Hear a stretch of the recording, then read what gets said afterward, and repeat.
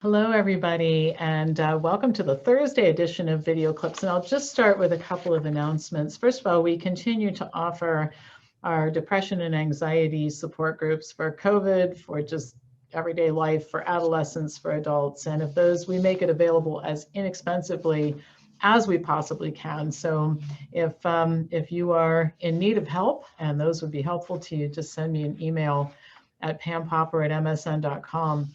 I'm continuing to do Make Americans Free conference calls at noon on Thursday, but Thursday the 24th and Thursday the 31st are holidays, Christmas Eve, New Year's Eve. So I'm going to move those to Wednesday, just those 2 weeks. And I hope it doesn't confuse people so much, but I don't think we should take a break from what we're doing. But I think that probably people might want to do something else on those 2 days, although this is certainly a strange year, right?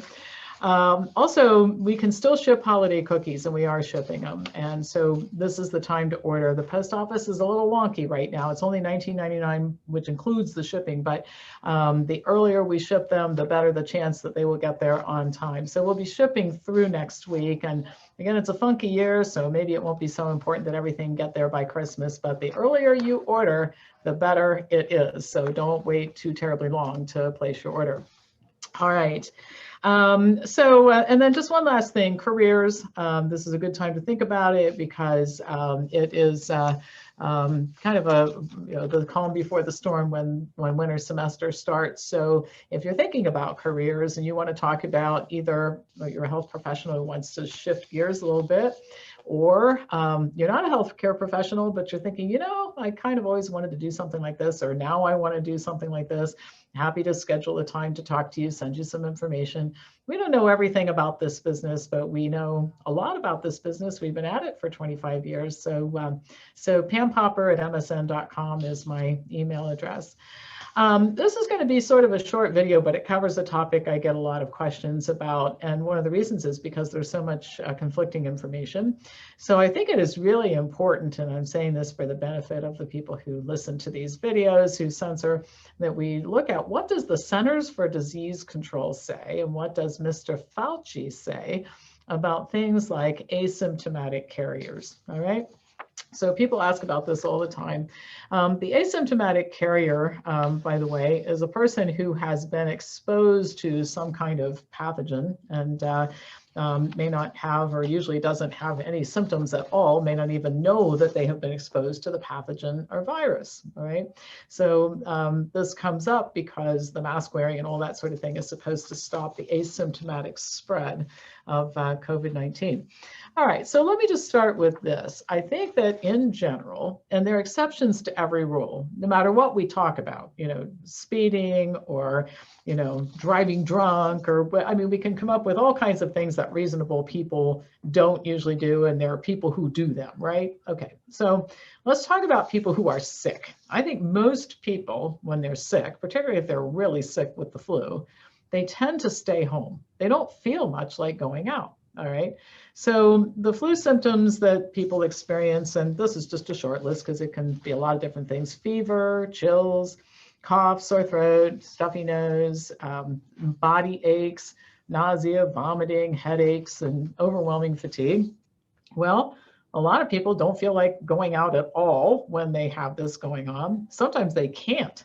I know that I've had the flu maybe 3 or 4 times in the last 30 years, and I wasn't capable of leaving the house. I needed to be close to a bathroom and on the couch, right? So most people don't leave the house when they're in this condition, and most people don't go to work either. And in fact, we've been in business for 25 years, and if somebody starts to feel iffy at work, we send them home.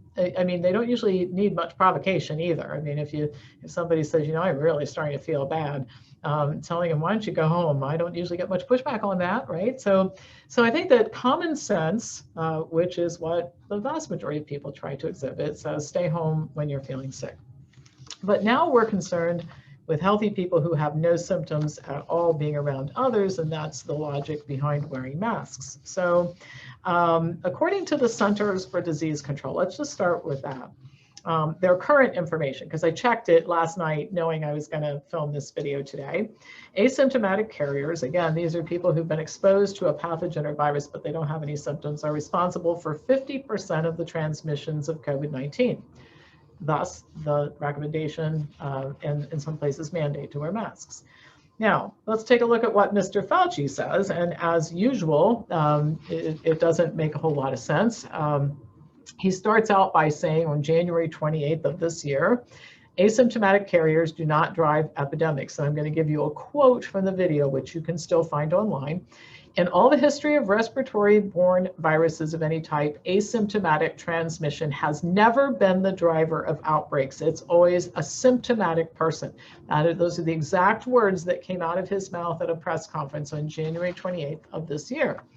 In April, he said something entirely different. He said hundreds of thousands or even millions of silent carriers may be unwittingly spreading coronavirus in the US. He also said, I don't have any scientific data to support that. So, well, gosh, that makes it really clear, doesn't it? They don't spread, they do spread. I don't have any data that says they do spread, but you know, I'm Mr. Fauci. So when I say I don't have to back up with any data, I can just change my mind anytime I want.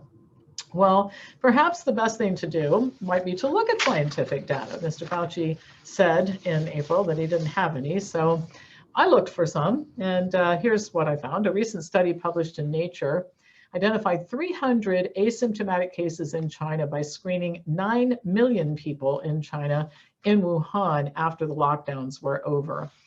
After samples were cultured in the lab and no viable virus was found, the researchers reported that, quote, there was no evidence that the identified asymptomatic positive cases were infectious.